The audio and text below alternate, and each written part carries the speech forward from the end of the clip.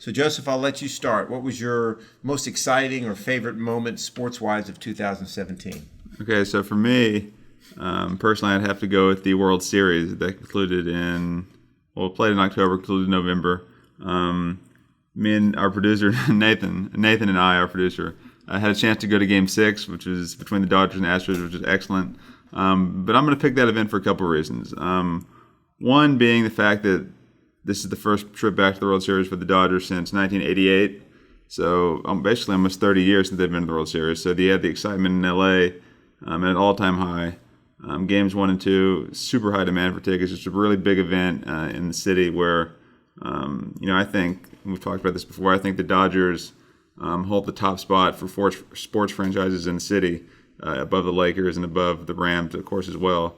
And then you have the Astros, which I think the fact that they were able to win it this year showed that the formula they used can work in baseball, which that formula being taking some time to blow things up and struggling for a number of years as they did. They had at least 2 or 3 100-loss seasons there for a couple seasons in a row. Basically gutted their team, took the payroll way down, loaded up on prospects.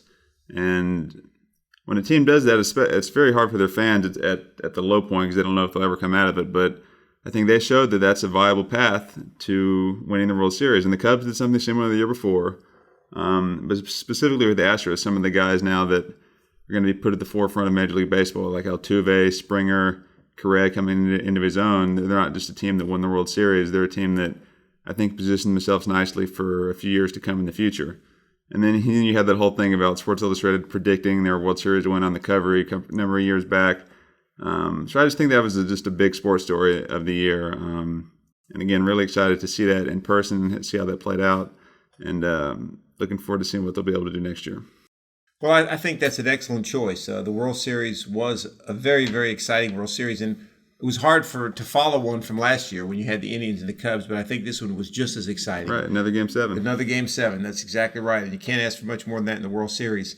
I think my sports moment of the year, even though it happened at the beginning of the year, was the Super Bowl. And I choose that for a couple reasons. Not so much for the teams, the Patriots and the Falcons. Partly for that, the Falcons had not been in a Super Bowl since they played the Broncos in the Super Bowl way back in the 1998 season, right. Which would have been the 99 Super Bowl. But also, it was the first Super Bowl in 51 Super Bowls that went into overtime.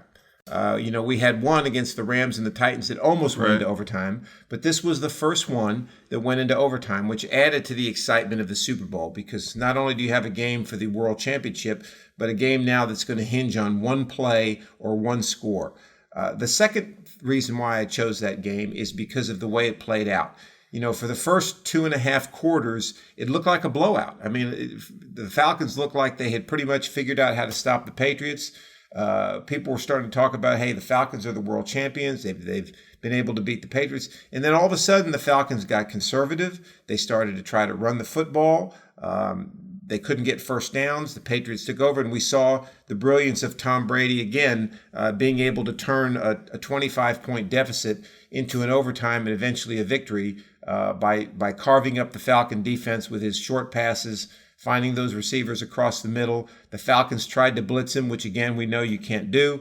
So it was almost like you had 2 football games inside of 1 football game, and then you had the drama of the first overtime Super Bowl in 51 Super Bowl games.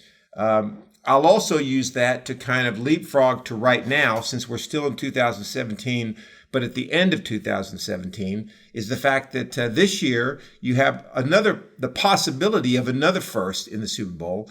The Minnesota Vikings, as we're taping this podcast, have just beaten the Green Bay Packers to go to 12-3, which means that they have an excellent chance at not only getting a first-round bye, but maybe getting the overall number 1 seed. So they could conceivably play 2 playoff games at home and then the Super Bowl at home, since the Super Bowl is going to be in their stadium.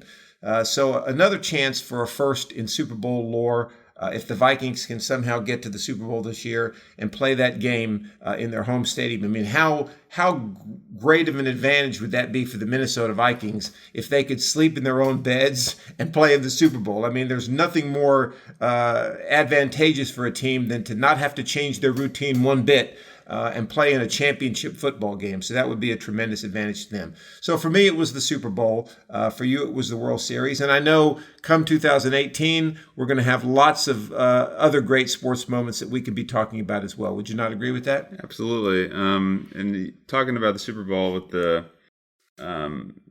first there, I think that one thing, for me personally, I think that for the players and the team anyway, it'd be kind of dull to play at the Super Bowl in your own stadium, because part of the fun of the Super Bowl is kind of taking that trip to the Super Bowl site and kind of taking in that whole week. But I'm sure the coaching staff would love to prepare at their own facility and stadium, and it'd obviously be an advantage for them. I just think it, in my mind, it wouldn't be as fun for the players. But yeah, I think it would definitely help them. And then as far as the Super Bowl you talked about, the one we just had in February, a number of first again, Tom Brady being the first quarterback to win 5 Super Bowls.